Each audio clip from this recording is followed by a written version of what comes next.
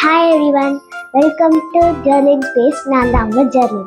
இன்னைக்கு நம்ம என்ன பார்க்க போகிறோன்னா day in my vlog evening routine தான் பார்க்க போகிறோம். நான் டெய்லி எல்லா ஈவினிங்கும் நான் எப்போவுமே ஃப்ரெஷ்அப் ஆகிட்டு அதுக்கப்புறம் எங்கள் அம்மா ஸ்நாக்ஸ் செஞ்சு வச்சுருக்காங்க, அதை நான் சாப்பிடுவேன். இன்னைக்கு கொஞ்சம் லேட்டானதுனால எங்கள் அம்மா என் கரு முன்னாடியே ஸ்நாக்ஸ் செய்கிறாங்க. என்ன செய்கிறாங்கன்னா ஃபிங்கர் சிப்ஸ் செய்கிறாங்க. வாங்க அதை எப்படி பண்ணலான்னு பார்க்கலாம். இப்போ எங்கள் அம்மா பொட்டேட்டோவை வேக வச்சுருக்காங்க. இதை வெந்ததுக்கப்புறம் ஸ்லைசஸ் ஃபிங்கர் சிப்ஸ் சைஸில் கட் பண்ணி ஃப்ரை பண்ணணும். இதில் சால்ட் ஆட் பண்ணி வேக வச்சுருக்காங்க எங்கள் அம்மா. இது நல்லா வெந்தது பிறகு அம்மா அதை ஃப்ரை பண்ணி ஸ்டார்ட் பண்ணி ஸ்நாக்ஸ் செய்வாங்க. இது வேகிற வரைக்கும் எனக்கு தெரிஞ்ச மசாலாவை உங்ககிட்ட நான் சொல்ல போகிறேன். வாங்க, இதை நான் ஓப்பன் பண்ணி பார்க்க மாட்டேன், அப்படியே சொல்கிறேன்.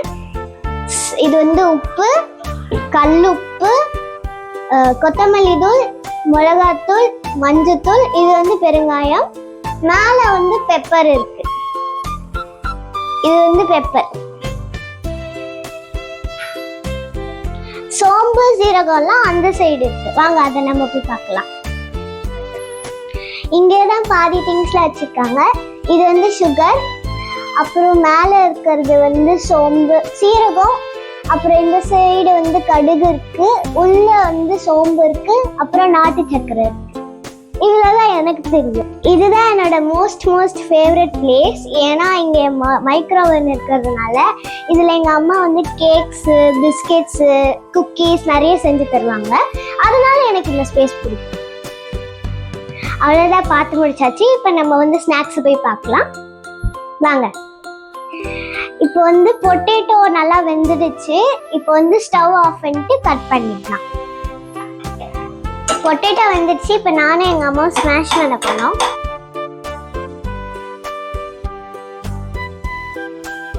ஹாய், இப்போ நம்ம என்ன பண்ண போறோம்னா என்னென்ன போட்டிருக்கேன்னு நான் சொல்லிடுறேன். மிளகாத்தூள், உப்பு வேக வைக்கும் போதே போட்டோம், ஆனால் பத்துல, அதனால கொஞ்சோண்டு போட்டிருக்கோம். மஞ்சத்தூள், அதுக்கப்புறம் பெப்பர். இப்போ நான் என் பிளேஸை க்ளீன் பண்ணிட்டு டிராயிங் வரைய வந்துட்டேன். எங்கள் அம்மா ஸ்நாக்ஸ் பண்ணிட்டு இங்கே எடுத்துட்டு வந்துடுவாங்க. அப்போ நான் உங்களுக்கு காட்டுறேன். இப்போ நம்ம என்ன டிராயிங் பண்ண போறோம்னா டிஜிட்டல் ஆர்ட் தான் பண்ண போறோம்.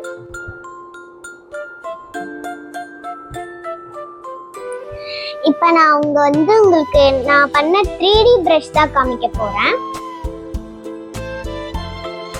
இதுதான் நான் பண்ண 3D பிரஷ்.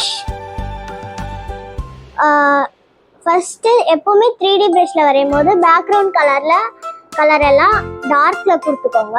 அடுத்து ஏதாவது பிரைட் கலர் சூஸ் பண்ணிட்டு வரீங்க, அப்பதான் நல்லா தெரியும். இதுதான் நான் செஞ்ச 3D பிரஷ். அடுத்து என்னோட ஃப்ளார் பிரஷ் பார்க்கலாம். இதுதான் என்னோட ஃப்ளார் பிரஷ்.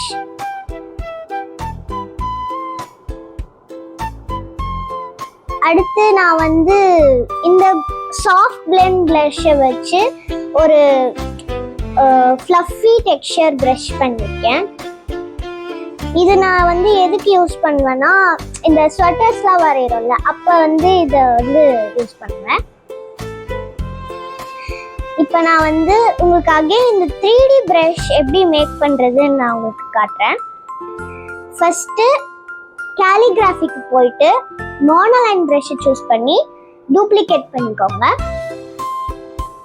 அடுத்து டூப்ளிகேட் பண்ணிட்டு இப்போ என்ன பண்ணணும்னா இந்த சர்க்கிள் நான் வரைஞ்சது அதை எப்படி நான் வரையணும்னு சொல்லி கொடுத்துறேன். ஃபர்ஸ்ட் நியூ கேன்வாஸ் போயிட்டு இங்க ஸ்கொயர் இருக்குல்ல, இதை கிளிக் பண்ணிட்டு பிளாக் பேஸ் கொடுத்துருங்க. அடுத்து நியூ லேயர் போட்டுட்டு இங்க ஒயிட் கலர் கொடுத்துக்கோங்க. அப்படி உங்களுக்கு சரியான ஒயிட் தெரியலனா இங்க போயிட்டு கிளாசிக் போயிட்டு ஃபுல் ஒயிட் கொடுத்துக்கோங்க. அடுத்து அந்த மோனோலைன் ப்ரஷ்ஷை வச்சு 100 ஒப்பாசிட்டி 100ல இருக்கணும், சைஸ் 100ல இருக்கணும். அந்த சர்க்கிள்ல ஒயிட் கொடுத்துருங்க.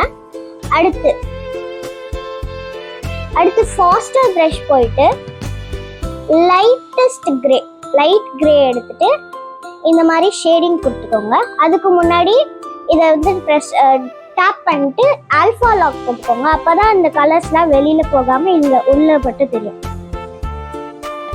இப்படிதான் தெரியும், வெளியில போகாது. இப்போ வந்து இதுல லைட்டா இப்படி ஷேட் கொடுத்துக்கோங்க.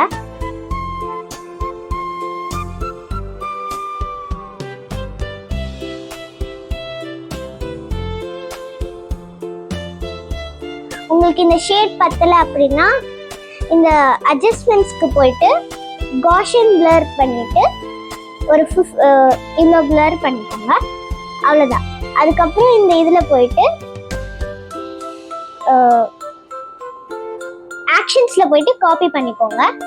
காப்பி பண்ணிட்டு இப்போ வந்து நம்ம டூப்ளிகேட் பண்ணி இந்த ப்ளஷில் வந்து கிளிக் பண்ணிட்டு ஷேப்புக்கு போயிட்டு கிளாசிக்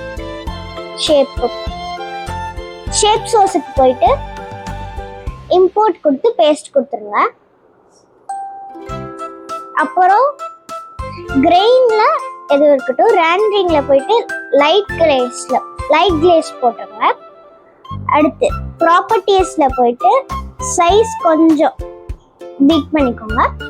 அவ்வளோதான், உங்களோட 3D பிரஷ் இப்போ ரெடி ஆயிடுச்சு. நான் வேணா காட்டுறேன். இதுதான் என்னோட 3D பிரஷ். ஆனா நீங்க வேற எந்த பிரஷ் சூஸ் பண்ணக்கூடாது, மோனோலைன் பிரஷ் மட்டும்தான் சூஸ் பண்ணணும். இப்போ வந்து 3D பிரஷ் உங்களுக்கு கிடைச்சிருச்சு.